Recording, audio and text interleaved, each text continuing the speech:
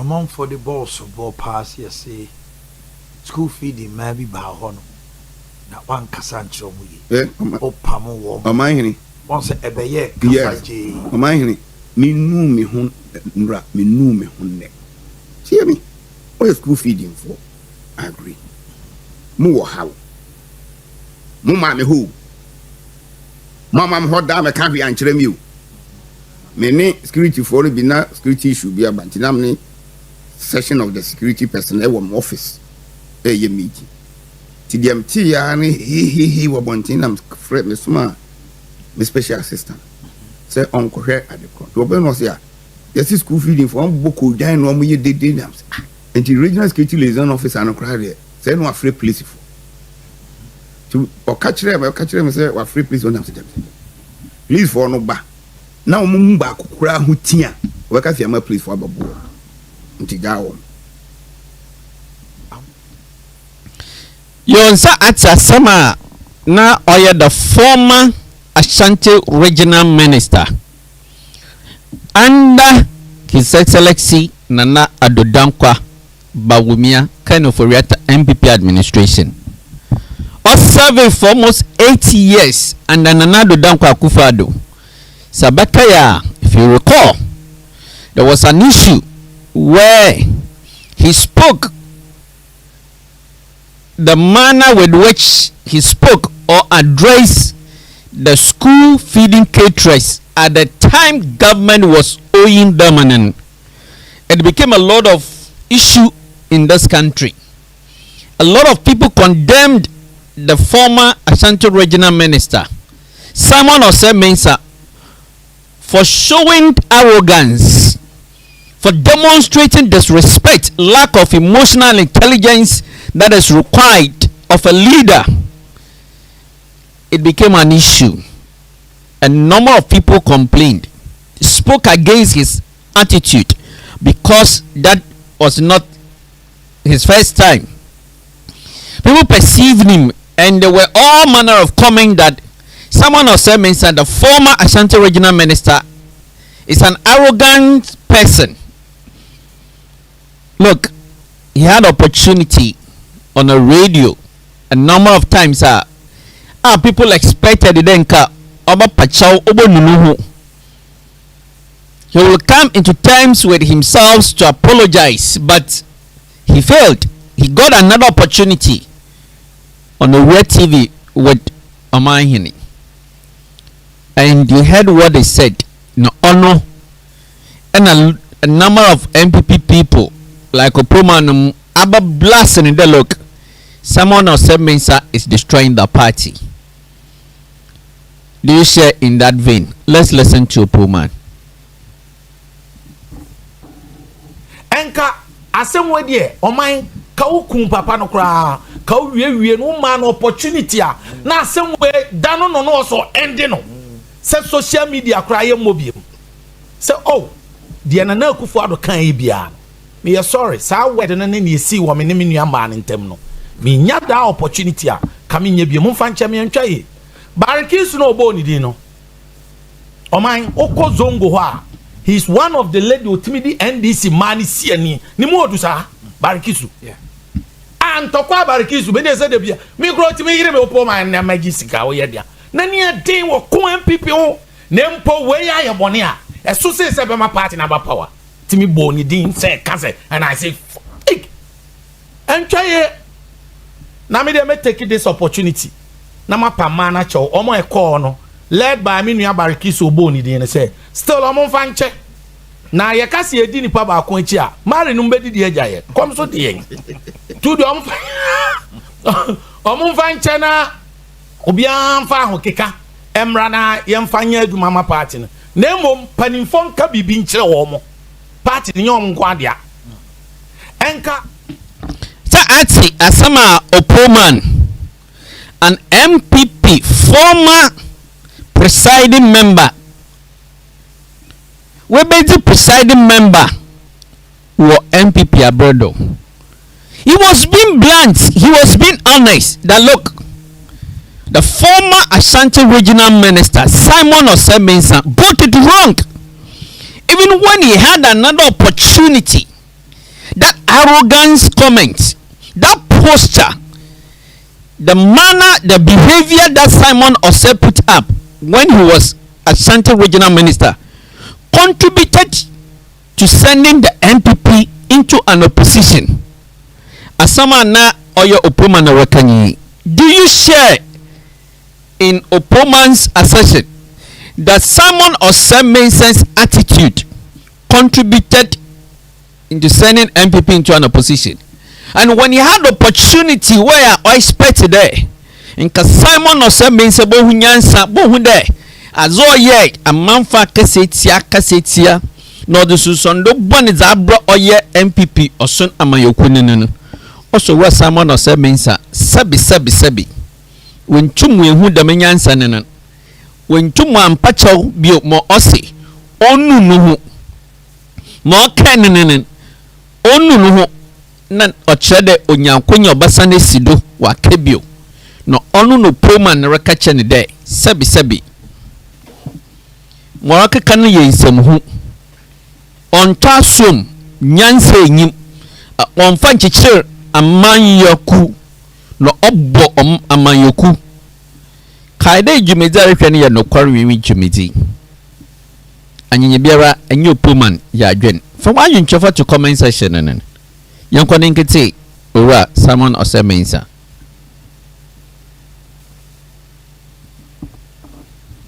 Mu wie na me suspend me meeting se me be tie me be me no bakasa amahini me start na me kasa lady ba ko de barakusu na ye tie na ye den mum ye dede na president hunsu ye ni abre na so ya muntim dia fuck off munko me nu me ho ne me nu ho akira awo be kasa me kasa no e na o se ye tie o mu tie me aye den enti o munya ni o mu ye na president hu na nim se won tie me dia wo ba ho be ren ti sa kasa no ne kofa ye na me se ne munko na me to me nsan me se me nu me so won tie me dia akọ that first one show respect o ba me ho na ne me be oh your problem we minister mo abe na abeti me dia insert asemoraka otsina TV no do woman na akonya asemoraka also onu ende onu ochina. He has no regrets for behaving, showing that arrogance posture as a leader. Mr. Simon Osei Mensa, the former Ashanti regional minister, lacked emotional intelligence that is required in leadership position. As a leader, you need to exercise a lot of emotional intelligence, and Simon Osei Mensa lacked that emotional intelligence in his leadership as Ashanti regional minister, as a former Ashanti regional minister, and the arrogance posture indeed contributed in sending the MPP party, in destroying the brand, the MPP brand in the Ashanti region. Let truth be told. Remember, the show you are watching is bitter truth. Truth is bitter, it must be told. Former president, former self-acclaimed competent president Nana Addo Dankwa Akufo-Addo said, we should not be spectators but citizens. Mercy, arrogance posture by former Ashanti regional minister Simon Osei Mensa contributed to destroying the MPP brand in the Ashanti region and in the country as a whole. Onya Akwenya na Mercy Osei, he said he has no regrets, not today, not tomorrow. The arrogance of power that got into Simon Osei's head, and you saw the effects, how the MPP, once beautiful MPP branded, and has been bruised, damaged, dented in Ashanti region and in the country. Remember, the show you are watching is bitter truth.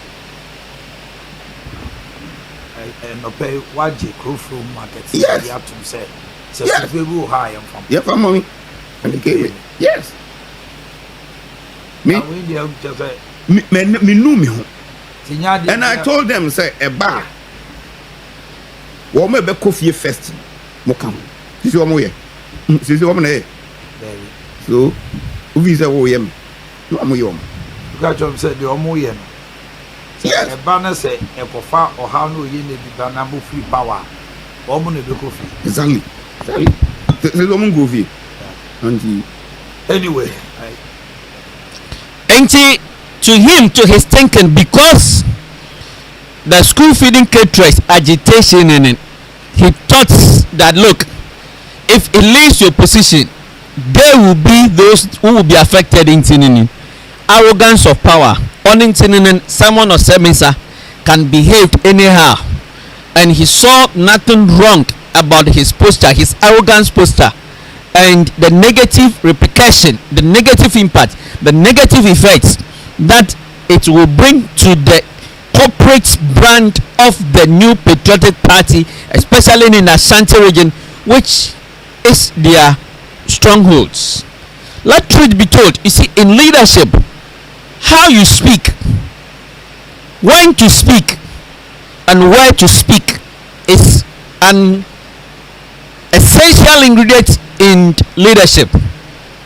It's essential characteristics in leadership, and someone of Mensa failed to acknowledge, to demonstrate this in his tenure as a former Ashanti regional minister under Nana Addo Dankwa Akufo-Addo, and it really affected the image of the new patriotic party in their stronghold in the Ashanti region. He was arrogant, he was disrespectful towards the citizens who gave him the mandate, who voted the NPP into power, who gave him that opportunity for Nana Addo Dankwa Akufo-Addo to appoint him as the former Ashanti regional minister. Simon Osei Mensa failed to acknowledge that, failed to identify that, failed to appreciate that. Remember, the show you are watching is bitter truth. Truth is bitter. It must be told. Let us hear your comments. Drop them in the comment section. Here, Momo nim president on. Say, o tie na me difa. Kadana is in professor. and I say kudu nani. Why not? To busa uche mu no no. Na say ko be sakyo. No you go. Come on, wako. I say na wo wa mu obi amane. Wo di ko jan ni ntuntuma kononim. Obi regional security liaison officer aye na dwuma se ne wo so ye say police for me pam. Wo no mo ma stop police for ne say munyai na ye no mo kasa. Wo no be kasa wo say wo ye didi no na president empty. Na dey one ade no anko president. So that is the genesis of everything. Everything. Because it became a big issue. Yes. Even today, regional minister Omu Gedifuo Kasache Omu by heart, it became a big issue. No, Gedifuo the baby mama say Gedifuo because of him. We on can't if school feeding. One came one woman because oh how one farmer too many. Two well moon because wabuku nyaba mo office one more man yes obey bisa. Three well mumi my nyam abotre no be kasa o ka tell me say me media no faso ni so na che sem kro me gimi for nyesa me dey o ma hin woni me life ma dey bia me nu me ho no me nchan ma pa ho nche Exactly.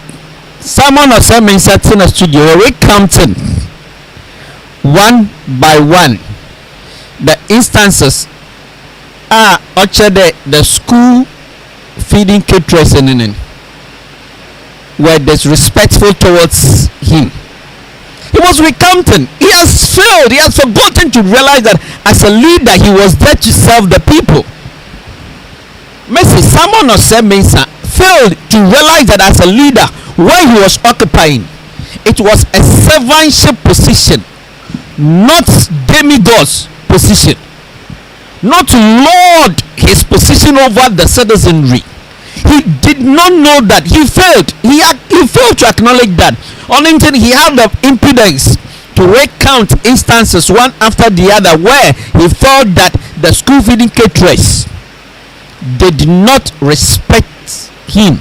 They show disrespect towards him as a former regional minister,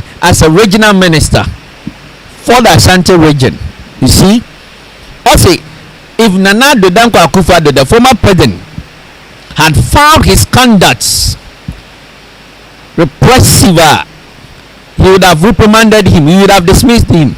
Nana Addo Dankwa Akufo-Addo nara aba leadership no show. He failed to instill discipline in his government. Former President Nana Addo Dankwa Akufo-Addo failed to instill discipline in his government.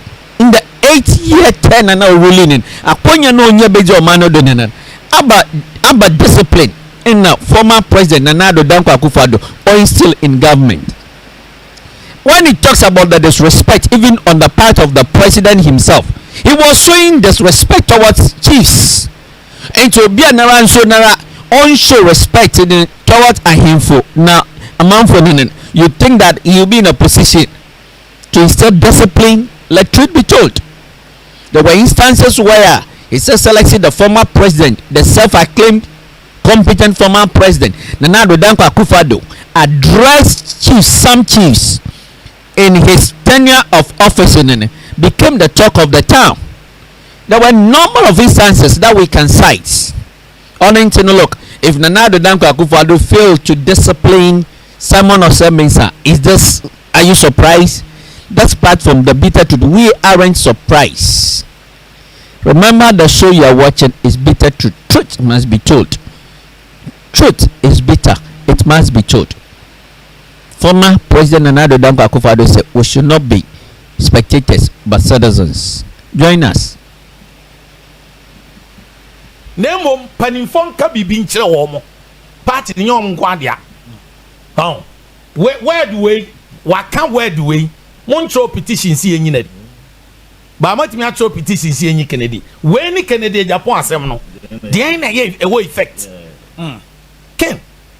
O compare regional minister issue any Kennedy Japan. O kwa de why a mistake ni am opportunity to correct it by omahine.